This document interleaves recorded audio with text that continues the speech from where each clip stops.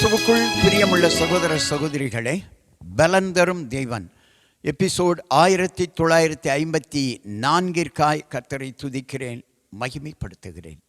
இந்த நாளிலும் எரேமியா 31:11 நான் உங்களுக்காக வாசிக்கின்றேன். கர்த்தர் யாக்கோபை மீட்டு அவனிலும் பலத்தவனுடைய கைக்கு அவனை நீங்களாக்கி விடுவிக்கிறார். முதலாவது மீட்கிறார். எனக்கு யாரும் மீட்பதற்கு உதவி செய்யவில்லையே என்று கலங்கி தவிக்கிறாயா சகோதரனே, சகோதரியே? உன்னை மீட்கிறவர் ஒருவர் உண்டு. உனக்கு ஒருவர் மீட்பராய் இருக்கிறார். அந்த மீட்பர் உன்னை மீட்கிற பொழுது உனக்கு சந்தோஷம் வரும். ஹல்லேலூயா. நீ மீட்கப்படாத பொழுது உன் சத்துரு பலத்தவனாய் இருந்திருக்க கூடும். அவனுடைய கைக்கு நீ பயந்து பயந்து வாழ்ந்திருக்க கூடும். கர்த்தர் உன்னை மீட்ட பின்னாடி உன் சத்துருவாகிய பலத்தவனுடைய கைக்கு நீங்களாக்கி மீட்டு உன்னை ஆசீர்வதிக்கிறவர். சத்துருக்களுக்கு பயந்து பயந்து வாழ்கிறாயா? பகைவர்களுக்கு பயந்து பயந்து வாழ்கிறாயா? உன்னை மீட்கிறவரிடத்திலே வா. ஹல்லேலூயா, ஹல்லேலூயா. வந்து அழுகையோடும் கண்ணீரோடும் விண்ணப்பத்தோடும் இயேசுவே என்னை மீட்டு கொள்ளும் என்று சொல்லி கம்பீரமாய் தாழ்மையாய் அவரிடத்தில் உன்னை ஒப்புவி. உன் மீட்பு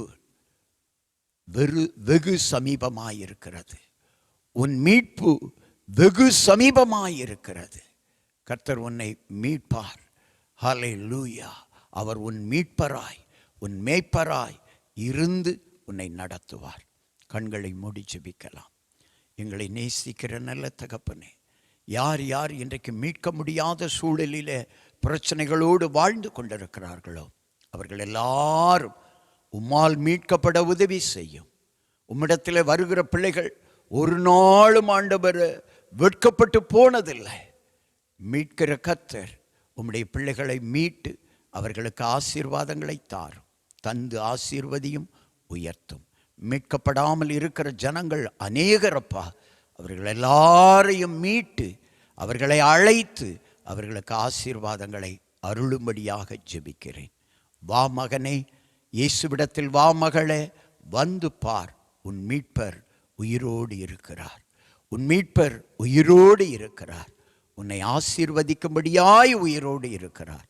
மீட்பரிடத்தில் வா, மீட்பை பெற்றுக்கொள்வாய். இயேசுவின் நாமத்தில் ஜெபிக்கிறேன் பிதாவே, ஆமென்.